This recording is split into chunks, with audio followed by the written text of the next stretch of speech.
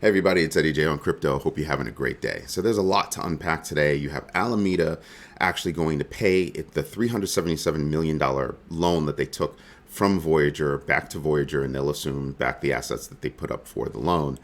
That kind of lessens the mud in the water in that little transaction space, because you got FTX, Alameda Research, Alameda Ventures, and Voyager all locked up in this whole little thing. But I think paying the 377 million will, bring a little bit more clarity to it.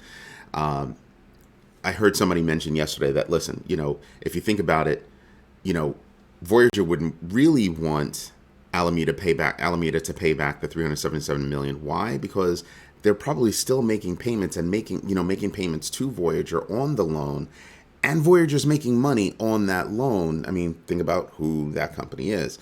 But paying it back kind of clears things up for people and kind of, softens the blow, if you will. I still think it's a little muddy. I think it's I think it's confusing to most people, but I think if you're actually looking at the numbers and how the numbers play out and everything else like that, I think numbers wise it's fine. I just think that explaining it to the bulk of the world is difficult. CZ of Binance, he's the CEO, had chimed in and said, yeah, it's a little messy over there. And I think that's what drove Sam Bankman-Fried to actually say, you know what, let's pay back that loan. Let's clear things up and get it out of the way. I think that's a smart move. Billionaire Mike Novogratz, love this guy. He's like, listen, we had four major events that happened.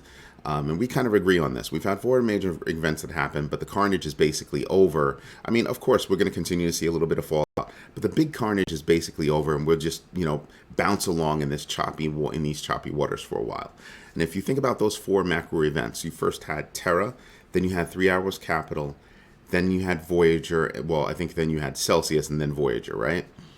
If you look at all of that, yes, there will still be fallout coming. However, as my older brother Robert would say, you're going to see basically things start to fade away. I mean, we still have a little bit of issue with regard to how much Bitcoin will hit the market. You have, Mt. Gox is about to give back a whole bunch of Bitcoin and stuff like that. So there's a lot going on, in that space that can still affect the market. But the big things that are going on are basically over. I will touch on how miners like Marathon are still holding. That's a very big deal, given Core Scientific had to kick up a lot of their holdings, to make good on debt and to, upgrade servers, that kind of thing. So that's actually a very big deal. Then you have El Salvador's Bukele, and this is actually, it's not huge news. It doesn't affect, how I'm thinking about everything, but it does kind of point to the future, right? Bukele has made big bets on Bitcoin, and he's made these purchases even as recently as last week. When you stop and think about that, the New York Times has been bashing Bukele's move, and I'm sitting back, and somebody else wrote about it too. I think it was a hat tip to Bitcoinist, because somebody there wrote about it as well. The truth is that I think in the future, I don't think history is going to play well for the New York Times, because I think that, and I called it a couple of weeks ago, I think Bukele's moves with regard to Bitcoin are very smart and pragmatic. He didn't just do it for the sake of doing it, for the sake of getting in the news. He did it to bring his country out of poverty and to help that economy. And there are a lot of people that agree with him. Look at Kathy Wood. I mentioned either last week or the week before last in a video that she's saying, listen, crypto has the power to bring countries and people out of poverty. And El Salvador is making that bet. Hat tip to you, President Bukele, sorry. And then, I had a great conversation last night with Jayme Hill-Gardner. I don't know if you know her, but she actually did a huge thesis on the effects of emojis on people, business, marketing, all that. Great piece. I advise you to go read it. I'll try to find it and put the link in down below. But she actually owns Diamond Media Solutions, right? And we had a great conversation last night because she's trying to dig into the metaverse. And I said, first things first, it's not the metaverse. Okay? There are several metaverses that are out there. And I think that's where everybody gets messed up, because everybody on the news is saying, oh, the metaverse. It's not the metaverse. There are many metaverses, and there is even a standards forum, of which my company, Rebel Visions, is a principal in that forum, where we're trying to make sure that we can find a way to have open technology that is also interoperable, meaning that you'd be able to traverse that technology across the various metaverses. And then she started going, now I get it. So she's going to take a deeper dive. And I don't know if she's going to do a thesis, kind of hoping she does, kind of cool at that. But she's looking at it from her customer's perspective. And the conversation kicked off with me talking about how Chevrolet kicked off this, NFT auction for this custom freaking Corvette. And I said, she thinks that and I'll post a link to that conversation on LinkedIn that we had as well. She thinks that they chose the wrong product for the wrong audience. And I said, I think they chose the wrong product. I think they packaged it poorly. So my brother has an autobiography Range Rover, and he's got a Bentley. He came across that Chevy auction, that NFT auction. And he was like, wow, freaking Corvette, that'd be pretty cool. So there are gearheads that are, tech heads as well that, found out about it. But I think they missed the idea of creating a destination that leads to massive utility, meaning what am I going to get when I purchase that NFT besides the car? Am I going to get more information about parts that would go well with the car? Am I going to join a big Corvette group or something like that? And it's exclusive. Just what was it? And I think from a media marketing perspective, they just didn't hit the nail on the head. And that's what our big conversation was on the metaverse, and how she's doing her research and answering some of her questions about, what is it? And I said, really silly. And I've mentioned this before in previous videos. Take a look at Ready Player One, and you have an idea about very different metaverses that exist, and then the interoperability between them, right? Including e-commerce and all of those other things that open things up for advertisers, for various utility. Like in India, there's a metaverse that's been created that's purely a medical universe, medical metaverse. That's really cool. So there's major utility. It's up to, media companies and marketing solution providers, like us to help companies navigate that space, starting small with billboard ads inside the metaverse, then creating destinations and groups and exclusivity, and just how they package their offerings to put them out there. But I say this to say that it was a great conversation about technology that's here, that's going to affect the here and now and affect even more in the future. That's what's up. So when I look at, Web3 tech and, crypto, the whole cryptoverse, and when I look at the cryptoverse, I define that as Web3 tech, metaverses, cryptocurrencies, decentralized finance, all of it I look at as the cryptoverse. And when you look at that whole huge economy, it's only going to grow, because you're talking about technologies and utilities that will affect the world on a massive scale.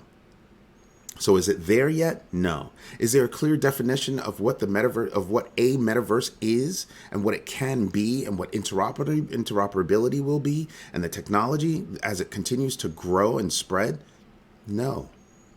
And I think that's what actually makes it cool. And that's what says that there is a future, and we're sculpting the future, right?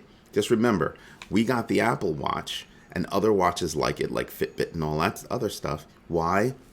Dick Tracy, somebody's imagination brought about that tech. Walking into stores where doors open for you, somebody brought about that tech as an imagination. That's what we're talking about. All right. In a major move, Robinhood is also taking a look at, not even looking at, they announced that they will allow transfers of the major cryptos that are on the platform. That includes Bitcoin, Polygon, and Shiba Inu, all of which are on an upward tick right now. But for Polygon especially, who's launched major news about what they, who's working with them. You have the Nothing, mobile phone that they're working with. You have this news from Robinhood. They have a few pieces that, I've spoken about in previous videos this week that they're doing that's really making them grow and pop. Shiba Inu is doing the same thing. They've got Bone and other trailing tokens where they're talking about having NFTs and things like that. Back to Polygon, Reddit. This is actually big news that went way under the radar, even mine. I saw it yesterday and was kind of like, eh. But Reddit is opening up an NFT marketplace, and guess what? It's powered by Polygon. So it's a very big deal. It's a very, very, very big deal when you start to think about Robinhood making that move. Something else that might fly under the radar is the idea of, 7.6% of Robinhood is owned by FTX. They're not in merger talks, but these kinds of moves might actually put them on a merger and acquisition radar for FTX. So I wonder if that conversation is going to wind up happening anyway. Think about it. FTX, SBF is thinking about, getting into derivatives and expanding the reach of FTX as, a marketplace. So it only makes sense that, I'm gonna take a chunk of Robinhood. He may decide to take a bigger chunk. 7.6% puts him below the insider radar, right? So he can take the benefits of whatever Robinhood does, but it keeps his finger on the pulse of what's going on at Robinhood. So it's going to be interesting to watch that play out. Now, the US Treasury has released a framework for the global regulation of the cryptoverse in response to President Biden's executive order. That's actually another very big deal when you look at the cryptoverse on a global scale. That said, what I'm looking at is each country's set of regulations as well as their sentiment toward the cryptoverse, right? And if you think about how, relationships were formed, at the country level, you start to realize that there are going to be different axes that start to form. You'll have the axes that accept crypto and, crypto's all right. We don't have to take a heavy hand to crypto. And you have countries that are absolutely against crypto. Then you have the countries that are kind of in between, right? The lovers of crypto, the in between, just we accept crypto. It's, it is what it is kind of deal. And then the we hate cryptos. And those pockets, those buckets will wind up being axes. When you look at a global framework, you'll start to realize that those first two axes will wind up being a part of a global framework. Sort of think SWIFT and how countries maneuver money via SWIFT. Well, SWIFT is good, but I might be able to do a lot more using crypto, which is why when you start to look at those regulations, it's going to be those two buckets that will most likely wind up merging together just because of how it all works. And that last bucket being the holdouts against it. So a global framework, it's nice to introduce it. Implementing is a totally different story. Anyway, let's get to the numbers today because that's actually pretty interesting. So as you can see, and I just refreshed this a little while ago, as you can see there, on the downside, you only have these, right? You would expect Celsius to actually be on the downside. So no big deal there. And then you come over here and, it's not that much. You come down to here, again, 5%, nothing's really going on, beyond that. But you can see Polygon at 6%, Pocket Network at 7%.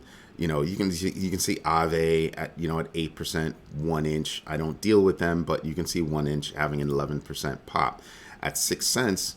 That's actually a big deal. You made over 10%, and that was money you could have made. I would have to take a deeper dive into 1 inch. They're not really on my radar. I've got my 11 coins that I'm interested in, my 11 projects. I am expanding that, just with doing some research, but I have my 11 that I would actually invest in. But that's neither here nor there. It's, again, choppy water is just kind of going like this, so not a big deal. But then you get to sentiment, and you see that it's at 20 now. And you're talking just a few days ago, a week? We were in single digits, and now we're at 20. So we're still in extreme fear, but I think things are starting to shake off. So that's something to pay attention to. Now, there could be another macro event that affects things, but I think the major macro events have already happened. It would take a major macro event for things to really get crushed. Total TVL, 77 billion. Again, that's up, from the 70 billion that we were hovering around in the lower 70s to the upper 70s. And we'll see how it is. We even touched 80 a couple of days ago. Bitcoin strongly in, if you take a look at this, Bitcoin strongly within, the upper limits of my band. They went past the band before, right? And you sit there and you kind of go, that's not so bad. That's right. It's not so bad. However, when you look at the all-time high that happened late last year, early this year, you start to realize, wow, we're still way off, where everything's still on sale. So I'm still kind of slick with it. Again, the top one, this one right here is Bitcoin, and the one underneath, the more brown one, is Ethereum, because I wanted to demonstrate how these two projects move, in sync, but not really in sync. Right? And I'm starting to pay attention to it now, because I really want to watch that moment when Ethereum goes from proof of work to proof of stake, and what kind of effect that has over that long term. So I'm just kind of watching. This page, I don't know why, it always takes a long time to refresh, but we'll go to the list right now and see what that looks like. And you can see everybody's pretty much up.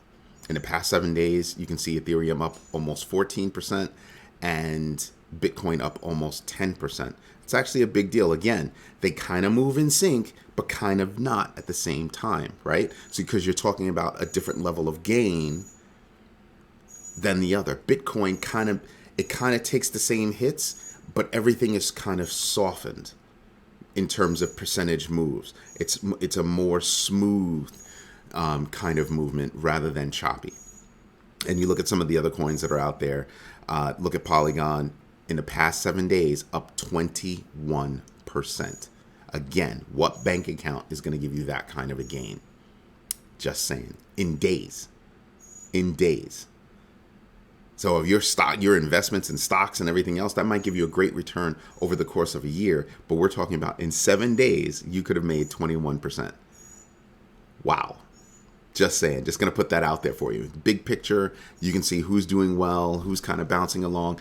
Pay attention. XRP was down as far as 30 cents, and now it's up at 33. That's a 10% move in, again, just days. Solana is down, about what is that, 1.5%? Okay. But that lawsuit, I think, is going to actually have more of a hit. Also, the unreliability of their network, I think, is going to have a little bit of a hit. So they've made changes to the network. Hopefully, it'll maintain and it'll be solid for a while. But for me, I'm looking at it and saying, I'm going to give you that little while to figure out if you're going to be, good, stable, right? That's the big deal to me. But this is what I'm looking at right now. And next week, I'll be continuing this. And this week, we definitely will have our Sunday rundown. Anyway, this is Eddie J on crypto. I hope you like what I'm doing. If you do, hit the like button, subscribe to the channel. It tells me and my kids that you actually like what we're doing and how we're doing it. So hit the notification bell, absolutely, please, so you know when I'm dropping a new video. Have a great day. Bye-bye.